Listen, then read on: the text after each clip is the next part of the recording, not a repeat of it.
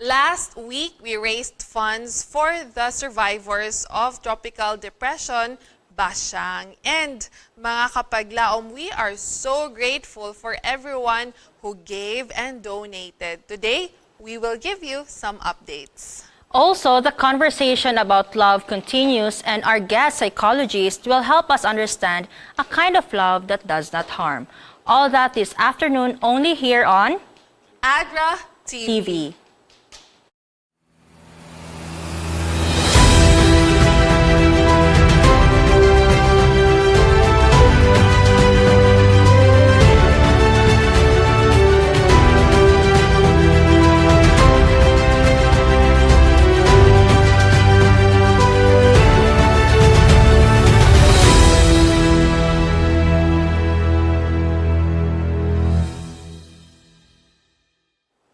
Magandang hapon, good afternoon, maayong hapon to everybody that is watching right now. You are tuned in to ADRA TV live here on Hope Channel, South Philippines. Mga kapaglaw, mga kaibigan, we are so happy that it's Monday again and we can have a fruitful discussion.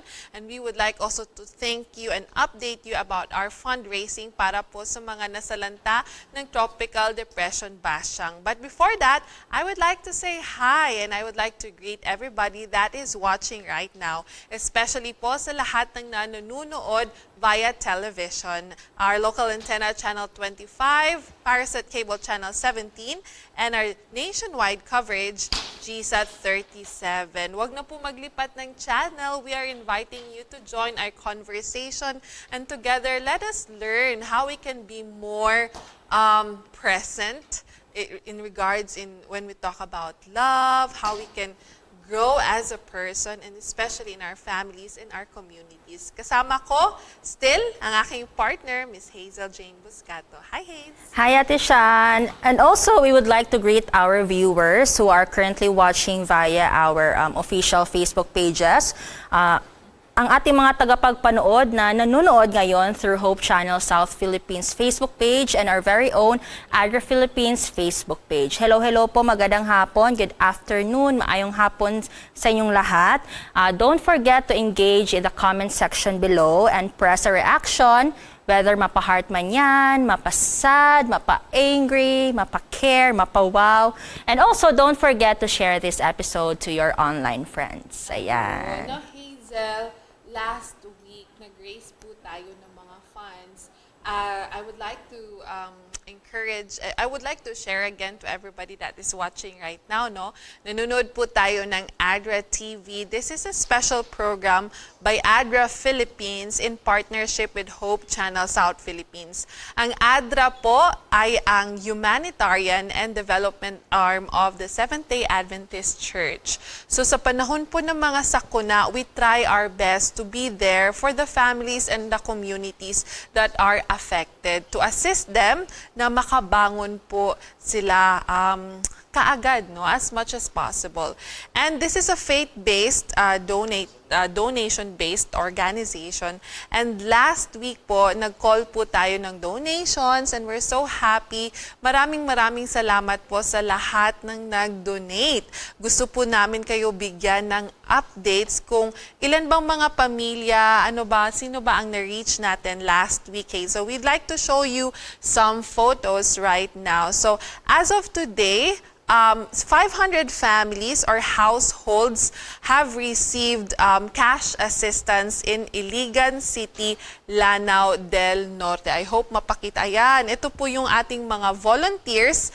Naging posible po ang ating response dahil sa ating mga volunteers, Hazel. Unang-una sa lahat, we'd like to say thank you sa North Central Mindanao Conference with the leadership of Pastor Mendez, ang ating Adventist Community Services Coordinator. Ilan po, around 500 households po ang naka-receive ng cash assistance. Gusto din po nating pasalamatan ng Iligan City Central SDA Church sa sa kanilang church po tayo namigay ng mga ng relief, no? And gusto po nating pasalamatan ng Adventist Medical Center Iligan at sa ating mas amigos na volunteer. So Hazel, gusto din po nating pasalamatan ng ADRA International, ADRA Asia, ADRA Australia, Southwestern Philippine Union Conference na partner din po natin sa pamimigay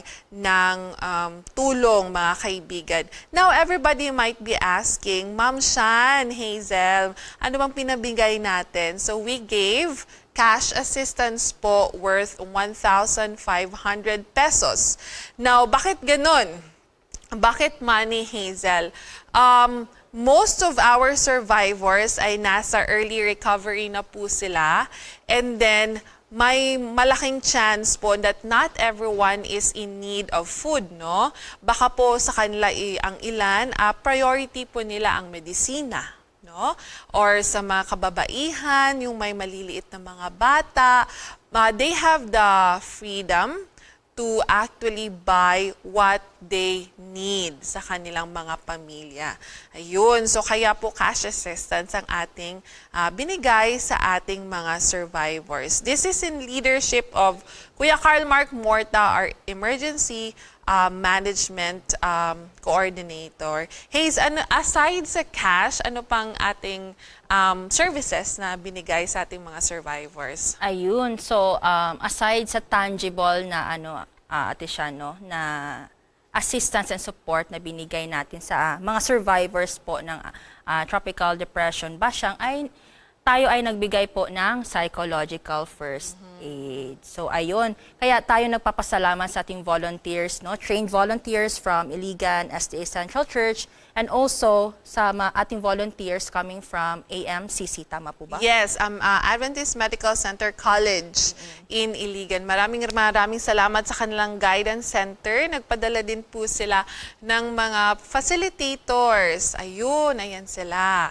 Ayan si Ma'am Shane, ayan sila ang ating naging kasama during the distribution. Alam mo, Haynes, volunteers po lahat sila. Wala po yung mga bayad, yes, no? Pumunta sila. Yung naging libre, isang lunch. Naging libre po yung lunch natin.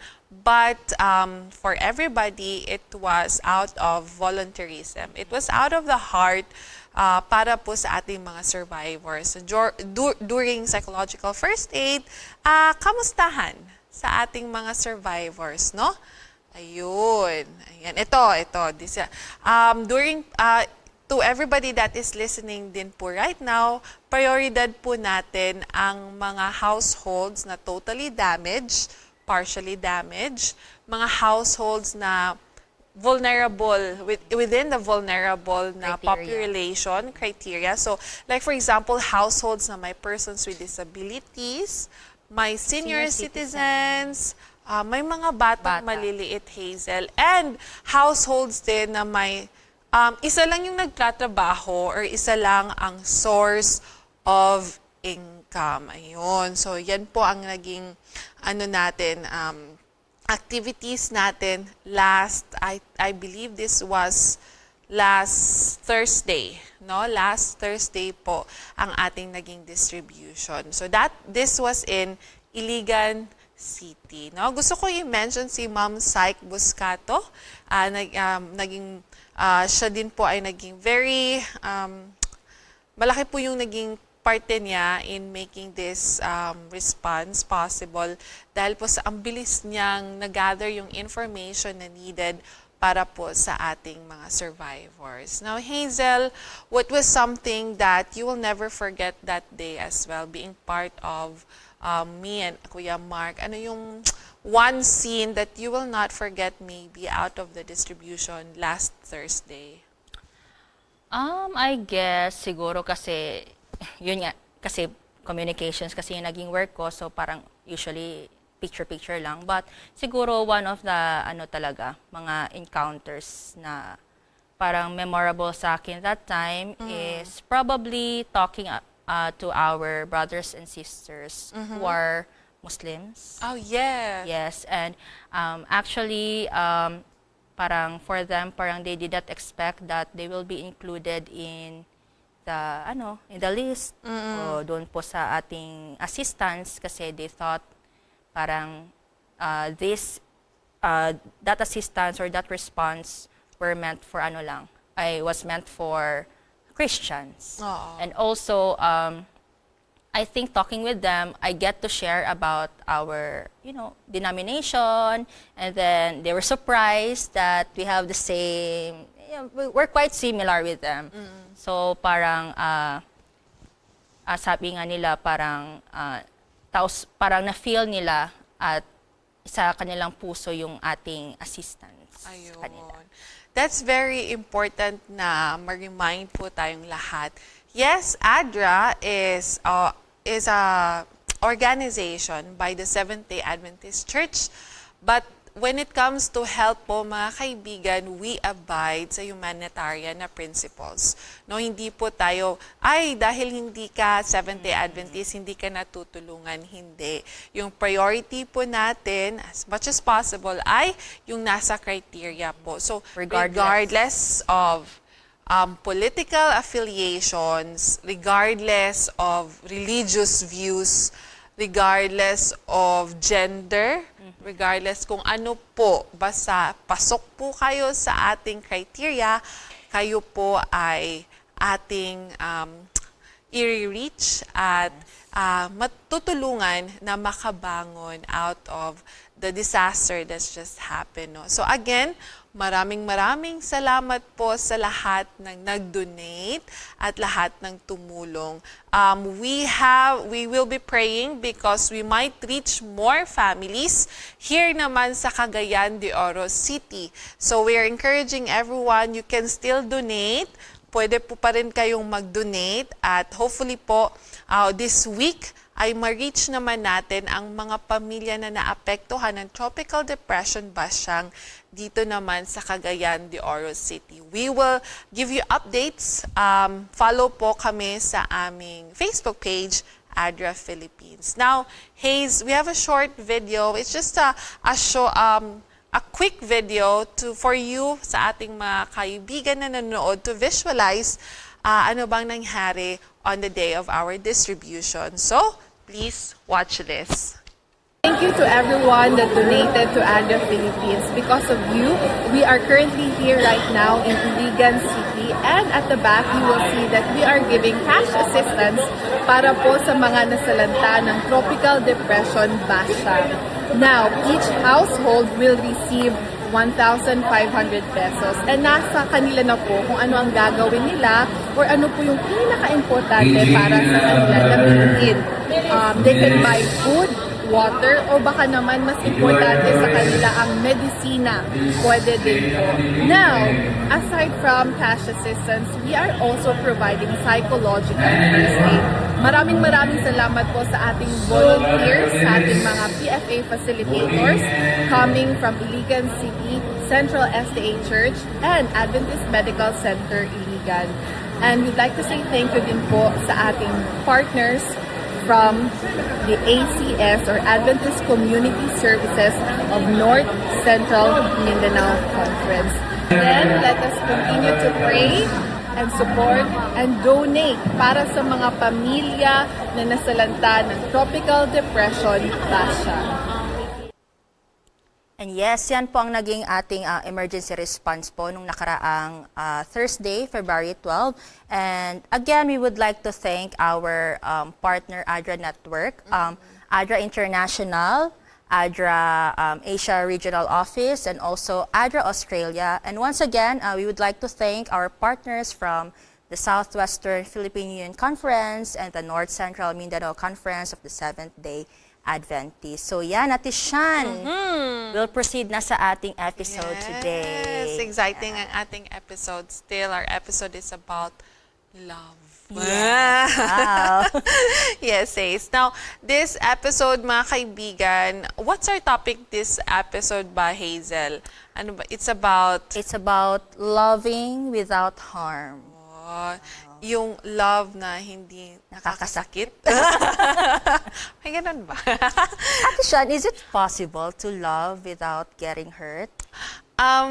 Guys, now, I believe even our Lord Jesus, He was hurt being so in love with us. I believe what we're talking about, the harm here or yung sakit, is abuse, yung unhealthy kind of pain. Wow. I'm so may healthy confused. kind of pain. I believe so. Sige nga, tanungin natin yung guest psychologist natin this afternoon. Sino ba siya, Hayes? Yes. So, mga kapaglaom sa ating mga tagapagpanood, ang ating guest ngayong hapon is commonly called as PJ. This psychologist and psychometrician is passionate about empowering others through mental wellness. PJ combines expertise as a training specialist and psychologist to inspire growth and resilience through learning and development.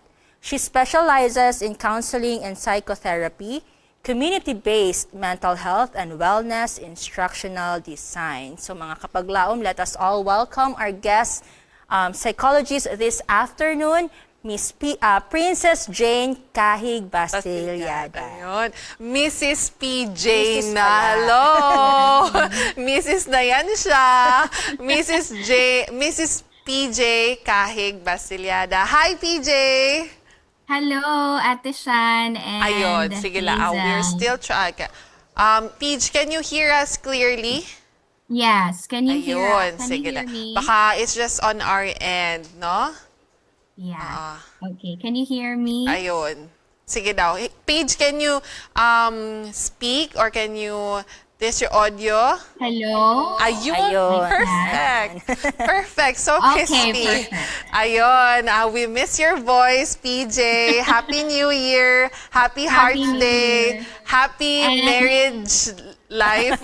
Married era. And happy birthday to Ate yes! Shan. Ate Shan. Happy birthday, Ate Shan. Yes, ako po ay naniramdaman dyan ni PJ. PJ, this afternoon, we will be speaking in a language that we hope to reach Luzon, Visayas, and Mindanao.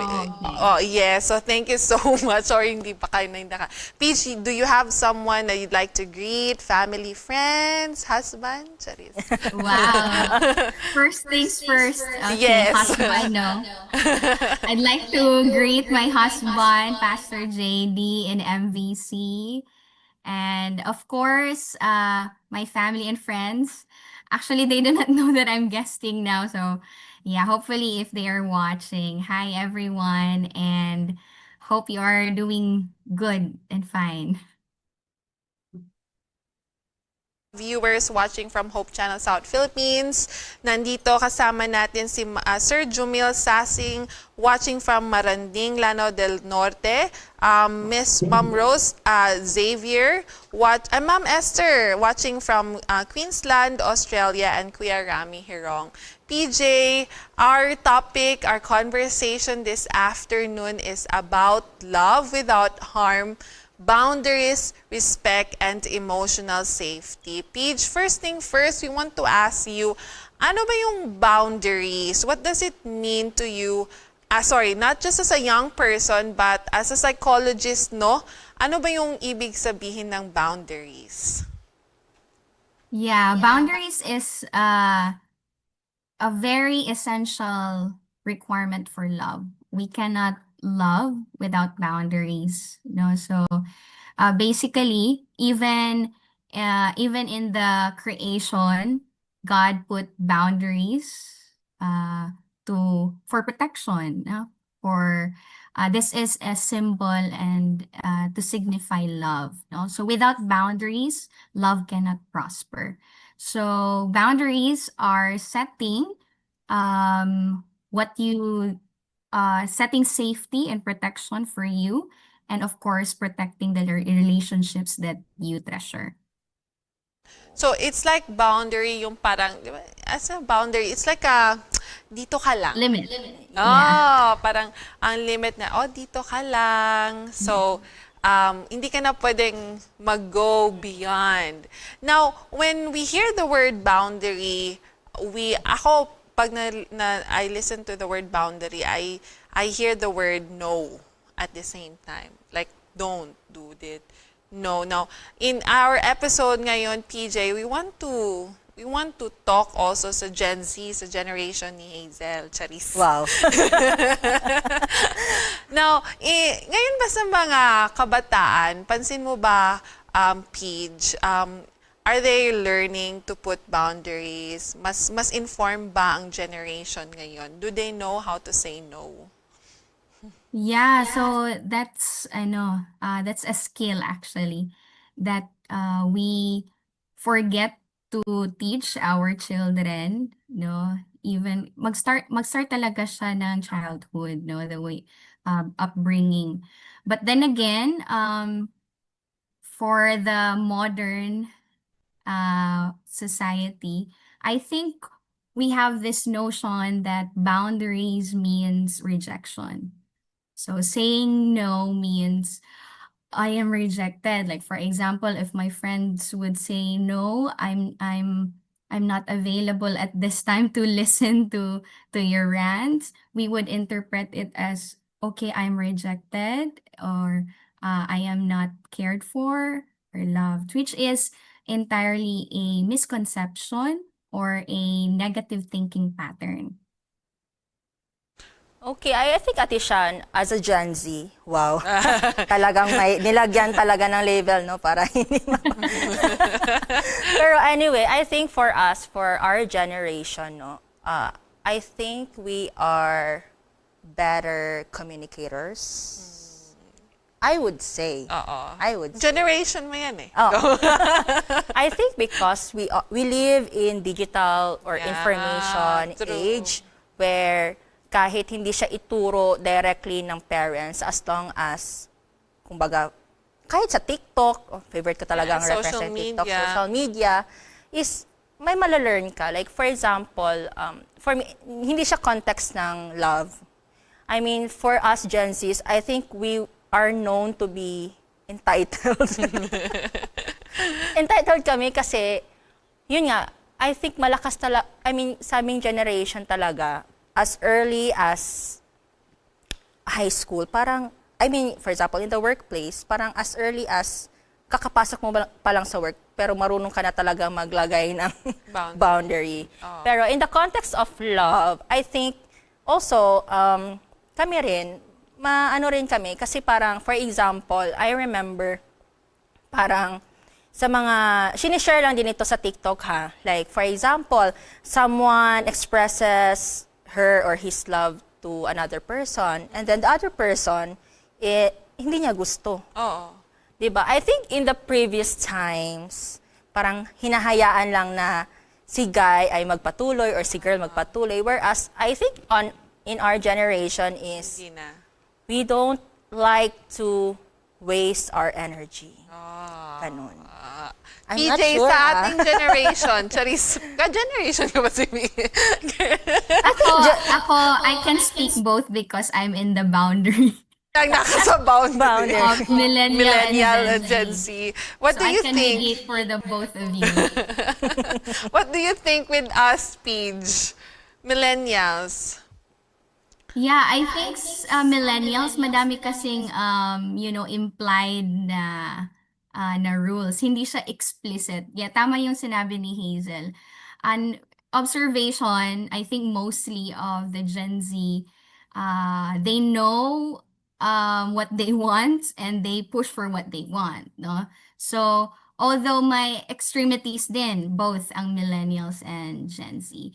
So sa Gen Z, madaming implied. So for example, we were taught growing up that we don't have the right to say no to our, elderlies, something like that. It is disrespectful to say no. Although there could be a good outcome of that because mostly of the millennials are really respectful, right? And they really are law-abiding citizens. True, But at the true. same time, although yun ang nakakalimutan, no, and setting boundaries. And I think we need to more focus on that.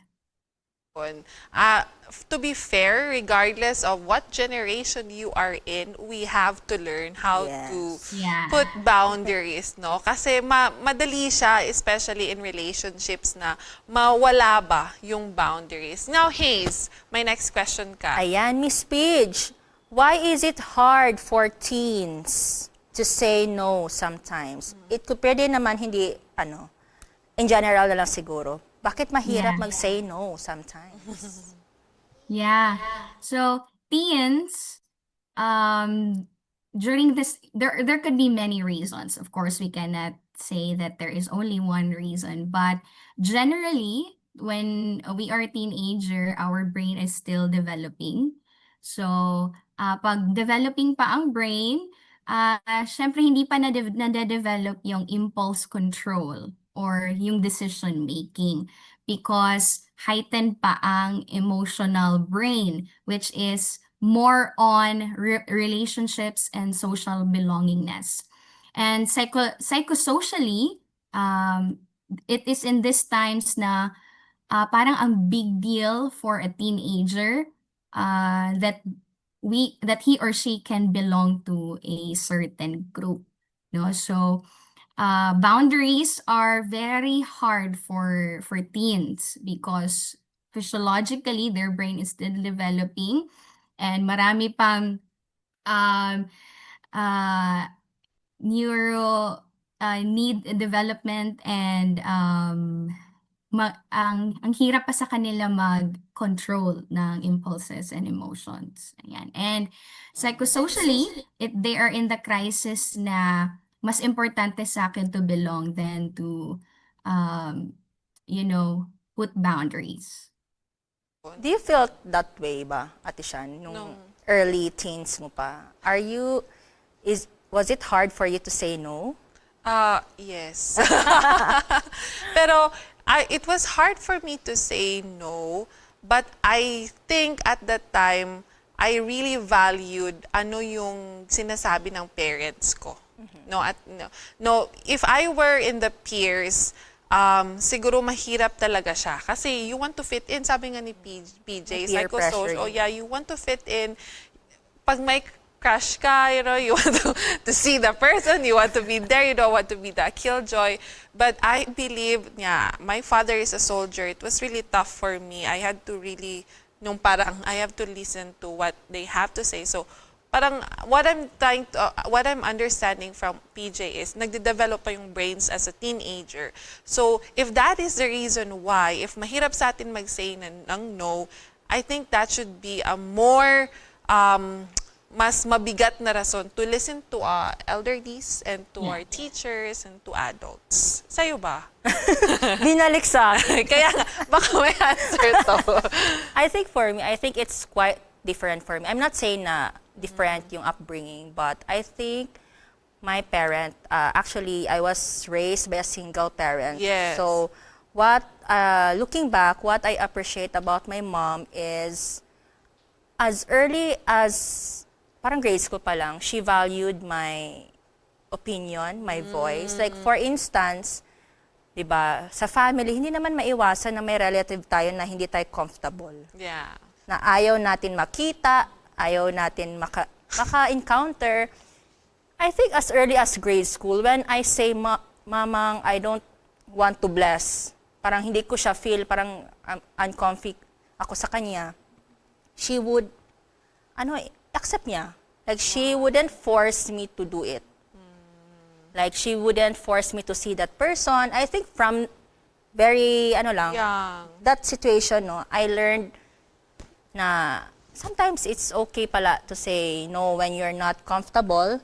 And I think nadala ko rin siya sa high school. Though, sometimes rin, kasi nga yung sinabi ni Miss PJ na that era is parang when you're a teen, parang gusto mo talagang makifit in eh. Yeah, parang yes lahat. Yes lahat. Like, the people-pleasing tendencies were there. So, hindi siya maiwasan. But, at the same time, if you have this strong foundation at home, at least malimit yung parang bad effect niya. Yun, no?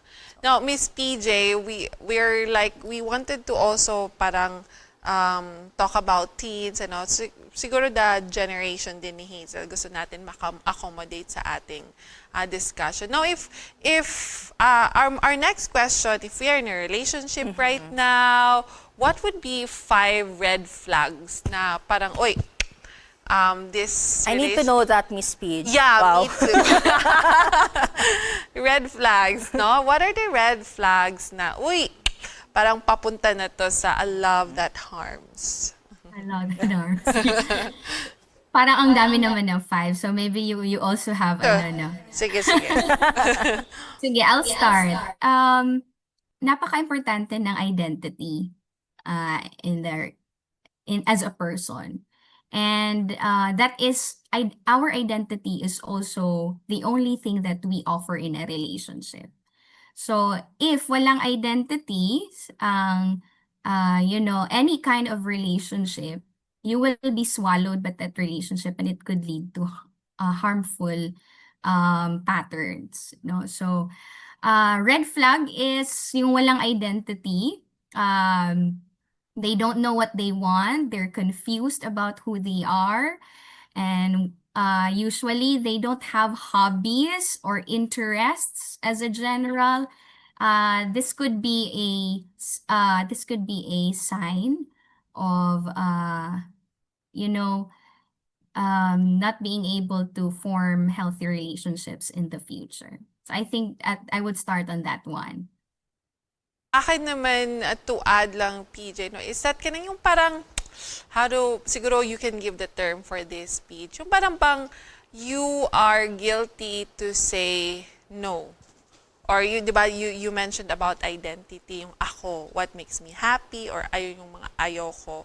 But then, if you are in a relationship, or may friend ka, or yung love, boyfriend and girlfriend, kasi now that I am married, I really appreciate na pag sabi kong no, my husband really respects it. Yung parang sa mother mo. Yung para bang, yung sinasabi sa Bisaya, pag lain, hindi makaganahan, ganahan, magtakupudaan ni. Yung parang may ganon, I think that's, what do we call that ba?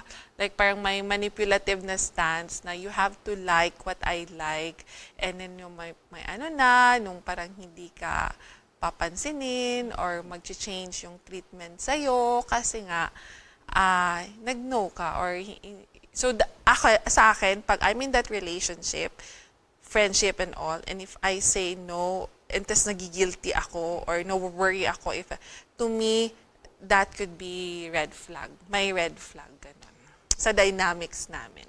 Ikaw, Haze? I think wala akong ma-share, charing. Siguro lang, I cannot really point out or name because I really protect myself from those situations. Yeah. So, siguro parang same to ate siya, no? When there is manipulation na siguro sa relationship. Like, if you wouldn't do this, then I'll stop our relationship or I will leave you. Ganon. Yeah. Wow, based on experience. Yeah. So, and then siguro yung isolation, ina-isolate ka ng the other person. I believe that is a red flag also. So to our teenagers that are listening right now, this is something that I've experienced. Hindi ako yung na-isolate, pero I know a friend ganon na parang sa relationship nila is nagiging kontra ng person yung family niya.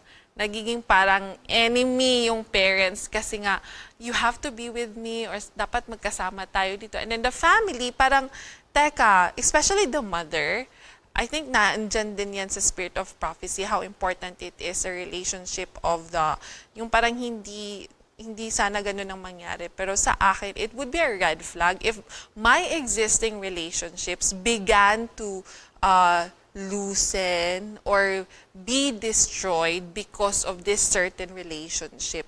Kasi nga, who's important to me should be important to the person I love, right? So, I believe isolation is one part din. Would you like to add more, Miss PJ? Yeah, that's it. No, so pag wala ka ng if you are not given freedom to do what you have been doing even before single ka pa, no? And then when you are in relationship, parang very enmeshed yung relationship, no boundaries at all, no lines. So very unhealthy. And I think last would be if they cannot regulate their own emotions. Emotions are very important in a relationship. So if you are not psychologically safe to be vulnerable to that person, para kang nagtitiptoe or you're trying your best, dapat maganda ka lagi, dapat okay ka lagi, dapat perfect ka lagi. I think that's a red flag because no one is perfect and we can be as ugly as we want. And yeah, yung ano, parang if you are at home, parang okay lang kahit you would look homeless. Right? So I think, Siguro yung mga ano no, yung mga unrealistic Yeah. expectations. yeah, Yun. So, those are some of the red flags, no? Miss PJ, how about green flags? Ayun, yung mga green green flag. flags. The opposite, guys. No, you're And I able. think I also share this to young people, no? The right relationship, the healthy relationship will really lead you to joy. It will lead you to Jesus, your relationship with Jesus.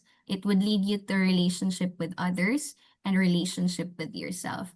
If this person takes away one, wala nang yourself, just Jesus and others. I know it's not impossible, but it's unhealthy then. No, so if you take Jesus out of the equation, uh more on others and yourself, that's also unhealthy. So I think a good and healthy relationship would provide you joy, although it's not all the time that it's joyful, we know that, but it keeps you in the right connection. Yes. And growth, no, Miss Yeah. PJ? Growth talaga. I observe yung parang, and yung parang you sit down and there's a direction pala talaga if you are in a healthy relationship. If we're talking about a girlfriend or boyfriend or husband and wife, no, and you really be asked, what do you think? To me, mahirap naman siguro talaga to identify all the red and green flags. But it really starts with communication. PJ, no? Yeah. When the other person asks you, values what you have to say, and they also communicate, no? Kahit, I do not believe, hindi ako communicator. I don't believe in such. Because when you're in a relationship, you will always want to express, and you will always want to be understood by the other person. You will try to communicate. With my husband right now, I'm the communicator, Charis. Yes. Dahil ko na sinabi. Hindi ba obvious, guys? So, my husband, there were a lot of times na yung naging issue namin is communication, even nung boyfriend and girlfriend. But, did I say na, red flag na yung husband ko kasi hindi siya communicator? No. I went through it kasi nag-grow siya. He really grew and then he learned how to communicate and how to speak my language because we live in different parang family backgrounds and all. So I think that's really important when both of you will want to grow in the relationship. Wow. Hazel. I think siguro no in your relationship parang 'di ba? Akala mo tapos ka na mag-aral, pero in your relationship you really have to study each other din, no? Like kasi 'di ba, considering the factors din, like for example, family background, iba-iba naman tayo ng upbringing eh. But the common thing there is that you love each other. So you try to, let's say, compromise, 'di ba? A little bit sometimes, and then you learn how to love her or to love him. Yeah, that's true. Wow, sharing. Peach, si Hazel. Peach, now, if they're like, right now, no, they're young people or whoever that is in this generation or era wants to be, to make something healthy na siguro sa relationships. How do we actually build healthy boundaries ba? Like, ano ba yung mga steps? So, starting with the basic, you have to know yourself. You cannot put a limit or a boundary if you don't know what limit or boundary you would like to set. No? So, ano yung ayoko, ano yung gusto ko. No? If you know that. And you know, even if how many years you are, 30 years, 20 years, 50 years, we are still knowing ourselves. Pero ang mistake lang natin is we do not have time to reflect on our experiences just to know who we really are. So for example, may nagti-trigger sa'yo or there's some situation that makes you sad, makes you hurt. So you have to take note of that because that's one way to know yourself. So what do I want and what do I like? Sometimes kasi our teens today, they are more on asking, uh, does he like me? Does she like me? Do others like me? Sometimes pa external to inward yung question natin. But if we shift that perspective to, do I like them? Do I like how they treat me? Do I like what they are doing to me? That's a whole new level of self-awareness, and it starts there. So setting boundaries starts with knowing what boundaries to set, what you like and what you do not like. Yun. Thank you, Paige. You had something I'm to just add? curious kasi both of you are already married, Wow. right? Appear Si Miss please. PJ is She got recently- married, new yes, to- Yes. I'm new last to the club. year. Classmate rata girl. Magto 2 years Magto pa rin 2 years kami na. I'm just curious, like for example kasi, there are instances that I read online, no? Especially on Reddit. Do you know Reddit, Paningot madam? ko na. Yes, I'm on Reddit, guys. My husband taught me Reddit. I'm so proud Yes, of it. like may specific topic, then may mga threads, di ba, down, below dun sa thread. So, I came across this topic. I cannot really say completely the details, but when it comes to marriage, kasi others, parang they thought that when you're married, parang it's a free pass that you can do everything with each other even without proper consent, right? Or proper boundaries. Is that true? I mean, paano ba? Like, parang ano ba, paano ba yung mag-set ng boundary as husbands and wives? Yeah. I think others, parang it's difficult They for them. assume, like for example, that let's be straight up to it, like the sexual intimacy, no, with partners, with husband and wives. Like for that example, siguro. So siguro you're trying to ask if ano na ba, like unlimited ba, or you can just do whatever you want. Ganun, tumawa yung husband ko. Andito siya. Paige, would you like to answer first? Yeah. I'll just quote Eric Fromm. He said, "In love, two become one, but yet they remain two." No, so actually the boundaries are not set pag in marriage na. Actually, it is already set even when you are dating pa or boyfriends and girlfriends. So if you're in a relationship and you do not have autonomy or control of your own body, over your own mind, of your own life, I think that's a red flag, and marriage will not resolve that boundary issue.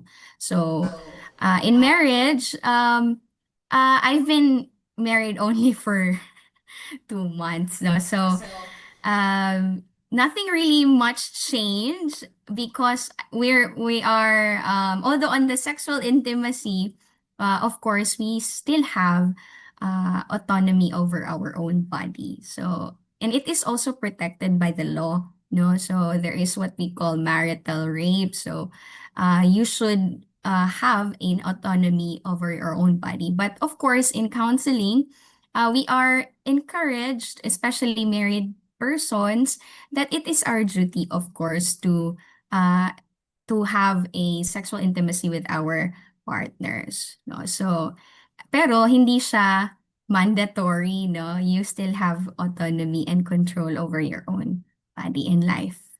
Yeah, so that's on my part, Ate Shan. it's actually really possible to be yung parang be prosecuted because of marital rape, no? It doesn't mean na your husband and wife, I can do everything, and then hindi ka na pwede mag-no. No, the wife can say no po. Ay, hindi lang by the law. Even like, there are, like for example, I'd like to quote no Ellen White. She is very strong on that the husband should be mindful about the health of the wife, no? Hindi po siya unlimited and hindi po siya healthy. Everything that is sobra is unhealthy. So to me naman, especially after giving birth, naging very very clear. Naging very clear siya sa aming dalawa na my husband should wait if I am emotionally ready, physically available, and all. And one thing about him is he does not make me feel guilty at all. He knows the toils and the pains of childbirth and even after, so he respects that very much. So that's a very good question, Hazel. Hindi po given, you can have unlimited and all. So if you're married, tama yung I really support what PJ said, no, na if you started sa boyfriend and girlfriend na hindi yun clear ang boundaries nyo, marriage will not solve that, no? I believe it will. Pero if you're both wanting to learn, everything naman is learnable.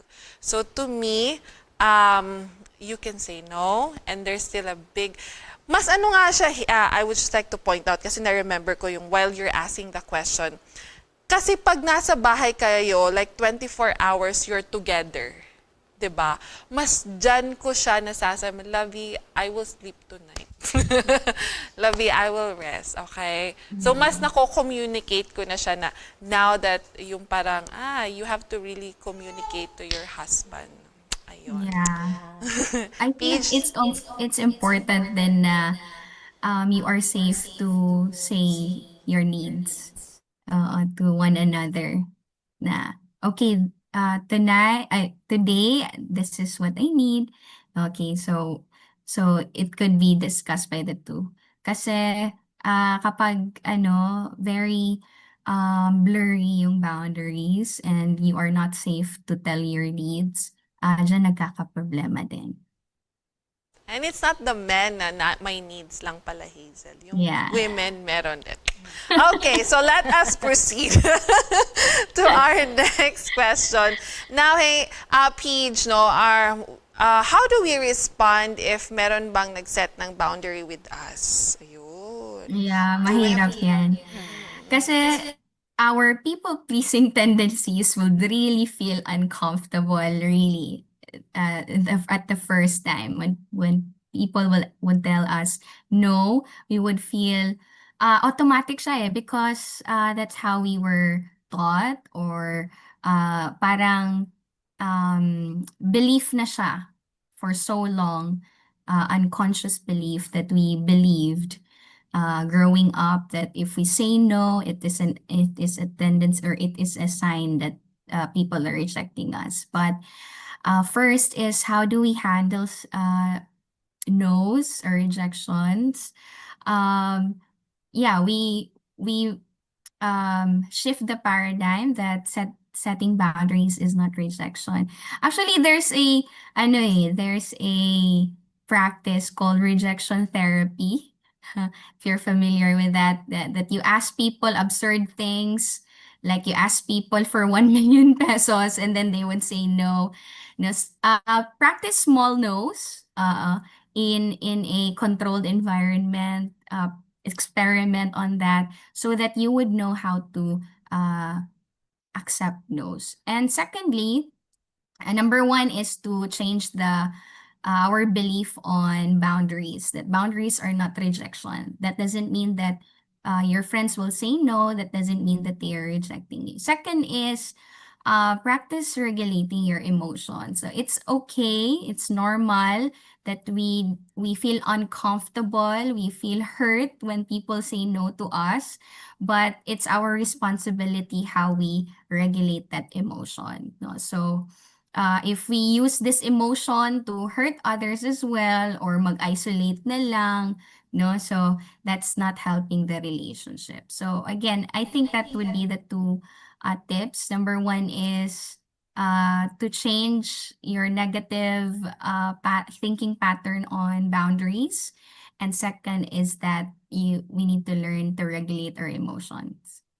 Yun. Ayun. So thank you very much, Paige, for clarifying that with us. Now, you work in the SWD, right?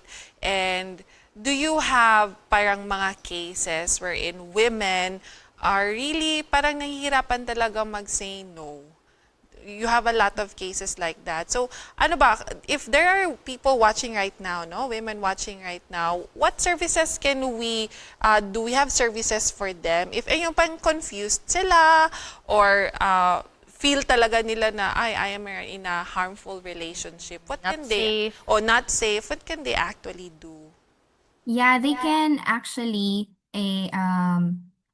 first of all, if they are in an emotional, in need of emotional support, syempre, they will, usually our women would experience emotional stress when it comes to harmful relationships if they are currently under harmful relationships. So they can actually go to their nearest city hall or municipal hall.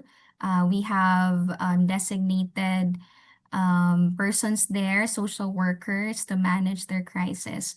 And DSWD, firstly, they also have a psychosocial support or any psychosocial support that we can give. In DSWD, we have We Support. They have hotlines. They can visit the DSWD page to get the hotlines and numbers where they can express, and our staff would provide first respond, no, in the emotional aspect. But on the legal aspect, especially in cases of abuse, we have mechanisms on that. They are protected by the law. So our social workers would also help them in terms of referral, no, to the right agencies. And lastly, what we can do, of course, for our women, especially very high risk natin na mga women, is for those in the low socioeconomic status. So that's why we are raising awareness. We are empowering them, giving them resources, livelihood, and seminars so that they can stand on their own and bring back or restore their autonomy and independence and the sense of worth and dignity. So I think overall, the SWD can provide psychological, legal, and any social development na mga programs for our women. Yun. Thank you so much, Paige, for sharing with us and clarifying that, especially no na para naman in women or even whoever that you feel like you are in a harmful relationship. Paige, do you have any last message to our viewers? Briefly lang before we end our episode this afternoon. Ayan. So I've read somewhere that boundaries are not walls. Boundaries are actually doors with locks. No, we have the autonomy, or we have the right to say who can enter that door and who cannot. And asa lang sila taman, o asa dili pud sila pwede mo-enter, no? So, setting boundaries is your right. And at the same time, setting boundaries is also how we protect our relationships and the people that we love. And that includes ourselves. Ayun. Thank Thank you, you very everyone. much. Thank you so much, Paige, for being our guest this afternoon. And we hope this would not be the last, girl. Yes. Thank hopefully, you. hopefully we get to talk to you again and share sa ating mga kabataan, women who's listening right now, especially sa mental health naman. PJ will be praying for you. We'll be praying for you as a wife now, and so work mo din. And keep safe. God bless, PJ, and talk to you soon again. Thank you so much. Ayun, mga kaibigan, marami po tayong natutunan this afternoon, especially on love. And hopefully, we are in healthy relationships. Tayong lahat. Yes. Pero if we are in an unhealthy one, now we have to make sure na yung mga boundaries natin, pwede pa namang simulan, di ba? Yes. Oo, It's not too late, I it's guess. not too late. January, February for 2026. As we close today's episode, we extend our heartfelt thanks to everyone who joined us, our viewers, partners, volunteers, and supporters. Yes, and also we would like to recognize and thank our ADRA family, our dedicated co-workers, project teams, and field staff across the country. Your commitment, compassion, and hard work make this mission possible every single day. Ayun. To our partners, especially Hope Channel South Philippines, to Pastor Roxy Pido, our Communications Director, Kuya Janster, Ati Charm, thank you so much for this opportunity to work with you, for this partnership. It is but a blessing talaga. And our volunteers na andito ngayon from USTP, salamat guys, our cameraman, and to all that is working behind the scenes. To Kuya Gerard Angaw, thank you also. Thank you for everyone, for our ADRA Angels. Thank you for walking with us as we serve families and communities across the Philippines. Magkita-kita po tayo again, no? Next week, Monday, 5 in the afternoon to 6 in the afternoon. So this has been ADRA TV, where hope is put into action. Kaya itong open.